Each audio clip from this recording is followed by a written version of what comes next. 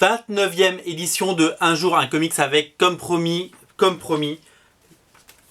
Uncanny X-Men 600. Alors celui-là, on l'a attendu, ça fait 6 mois qu'on l'attend. Il devait sortir avant Secret Wars. Il devait sortir au mois d'avril. Il devait sortir certainement, oui c'est ça, c'est au mois d'avril.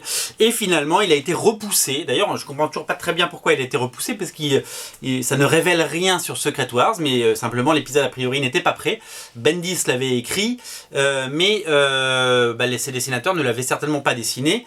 Alors voilà, c'est le dernier numéro de Bendis. Après, je crois qu'il a fait 70 épisodes des X-Men entre All New X-Men et Uncanny X-Men. C'est quand même pas mal d'écrire 70 épisodes. C'est un très beau run. Il y a beaucoup qui l'ont pas fait.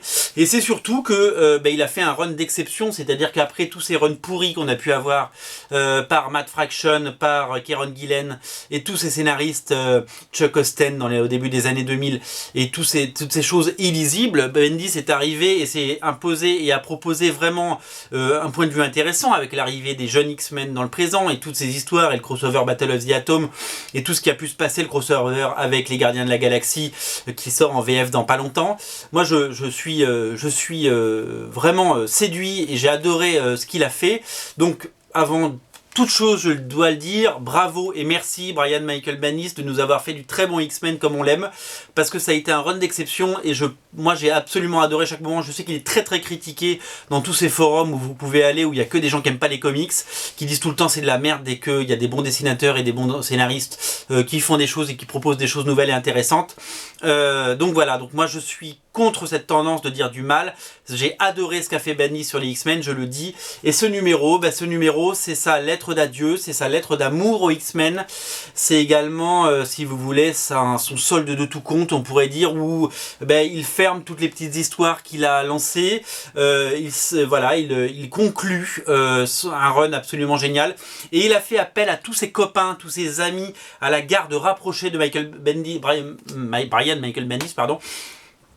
Faut savoir que Brian Michael Bendis, qui est quand même le scénariste star de Marvel depuis des années, il est accompagné depuis très longtemps par les meilleurs. Il a travaillé avec Stuart Timonen, il a travaillé avec Sarah Piketty, il a travaillé avec David Marquez, avec Chris Bacalo, avec Chris Anka, avec Fraser Irving. Ils sont tous là. J'espère que j'en ai pas oublié un. David Marquez, Mahmoud Asrar, j'avais oublié Mahmoud Asrar bien entendu.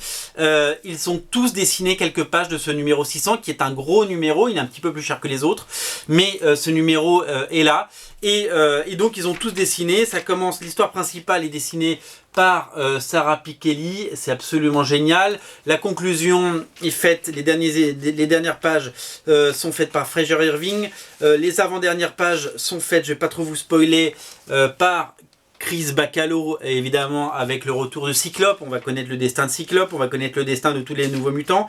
Mahmoud Asrar dessine tous les épisodes, toutes les pages avec les Young X-Men. Comme il sait très bien les dessiner, moi j'ai adoré le travail de Mahmoud Asrar là-dessus. Voilà, c'est vraiment la lettre d'adieu, c'est la lettre d'amour aux X-Men. Voilà, les pages de Mahmoud Asrar sont absolument magnifiques, elles sont même poignantes. C'est hyper bien dialogué, c'est hyper bien travaillé, c'est vraiment génial. J'ai été un petit peu critique sur le run, sur les épisodes dessinés par Chris Anka, qui est un magnifique illustrateur. Ses couvertures sont magnifiques. Et j'ai moins aimé ce qu'il a fait, notamment sur Uncanny X-Men avec Bendis, parce que je trouvais ça un petit peu en dessous. Et en fait, il a vraiment là-dessus, sur ces dernières pages, voilà, il y a une case que je vous montre, je vous spoil un peu. Illyana Rasputin et Peter Rasputin qui se réconcilient parce qu'ils s'étaient plus trop parlé, si vous voulez, depuis Avengers vs X-Men et tout ce qui s'était passé avec la Phoenix Force. Et voilà, ils sont de retour. Et voilà, il clôt toutes ces histoires. Voilà, ça c'est les pages de David Marquez qui a fait aussi un travail incroyable et qui continue à travailler avec Brian Michael Bendis sur Invincible Iron Man, dont nous parlerons dans quelques jours puisqu'il y a le numéro 3 qui vient de sortir. Voilà, cet épisode, on l'attendait, on le désirait plus que tout. Moi j'aime les X-Men c'est mon poumon, c'est le truc qui me permet de faire front, c'est le truc que j'adore et j'attendais ce numéro avec une impatience absolument démesurée et je n'ai pas été déçu. Je l'ai lu en serrant chaque page très fort contre moi et voilà, c'est la fin d'une époque, c'est une parenthèse qui se ferme. Voilà, Brian Michael Bendis quitte les X-Men, il va laisser sa place à Jeff Lemire qui va devenir le nouveau head writer des X-Men et je vous en parlerai demain. C'est vraiment une page qui se tourne et c'est un plaisir total, et je voulais vous faire partager ça parce que moi j'ai adoré lire les X-Men de Bendis, et si comme moi vous êtes très nombreux à avoir aimé les X-Men de Bendis, vous l'avez aimé, ce numéro est pour vous. Alors je voulais vous signaler que donc évidemment il est disponible sur Original Comics.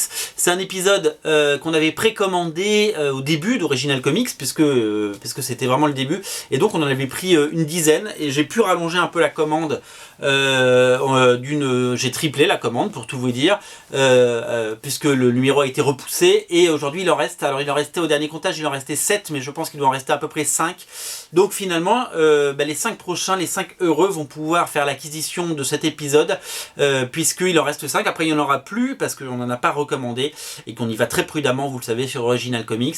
Mais voilà, donc vous allez tous le recevoir si vous l'avez précommandé il y a des mois et des mois, l'attente est terminée, vous allez le recevoir dans quelques jours, et j'ai envie d'être à votre place parce que j'étais fébrile en le prenant dans les mains, en le lisant, et j'ai adoré chaque minute, j'avais presque les larmes aux yeux à la fin. Voilà, c'est du merci Monsieur Bendis de nous avoir offert un si beau final, un numéro 600 d'exception. Les numéros par 100 n'ont pas toujours été fameux, je pense au numéro 400 des X-Men qui n'était pas fameux, mais on a eu un numéro 100, un numéro 200 par John Romita Jr., il y a eu des épisodes, je crois que le 300 c'était Joey Madureira, si je dis pas de bêtises. Celui-là il est exceptionnel. Merci, merci, merci, et vivement la suite, puisque la suite je vous en parlerai demain, dans l'émission de demain. Je peux déjà vous montrer de quoi on va parler. On va parler de la suite de Extraordinary X-Men. À noter que donc ce qui sera la suite directe, qui sera le nouveau vaisseau amiral, le nouveau grand titre.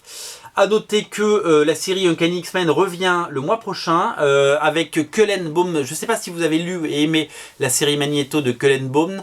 Eh bien, il a été promu puisqu'il va être scénariste de la série Uncanny X-Men, et qui prend une autre direction puisque ce sont les méchants des X-Men qui vont être à l'honneur, avec Magneto, avec Dents de Sabre. Et ça va être une espèce de... Voilà, c'est un petit peu la renaissance également aussi de Uncanny X-Force, parce qu'il y aura des personnages comme Psylocke, tous les personnages un peu dark, un peu sombres, un peu violents vont être dans cette série. Donc on va complètement changer de ton, d'époque et de personnages. Mais voilà, si vous voulez trouver la suite directe de Uncanny X-Men, la suite elle s'appelle Extraordinary X-Men. Je vous invite à commander les deux, mais ça on en parle demain dans le détail. Voilà, petit teasing pour vous faire revenir demain, sachant que je l'ai déjà lu, et je peux déjà vous dire que Jeff Lemire est à la hauteur de sa légende. Merci Brian Michael Bendis, tu nous as régalé avec cet arc et cet épisode. C'est à avoir dans sa collection, un numéro 600, ça ne se rate pas. Il en reste 5. Les 5 premiers qui verront cette vidéo et qui courront sur Original Comics l'auront, les autres n'auront que leurs yeux pour pleurer. Ce sera tant pis pour vous. Merci beaucoup, merci d'avoir suivi ce 29e épisode. On se retrouve demain pour parler de Extraordinary X-Men, Humberto Ramos, Jeff Lemire. Salut, à demain.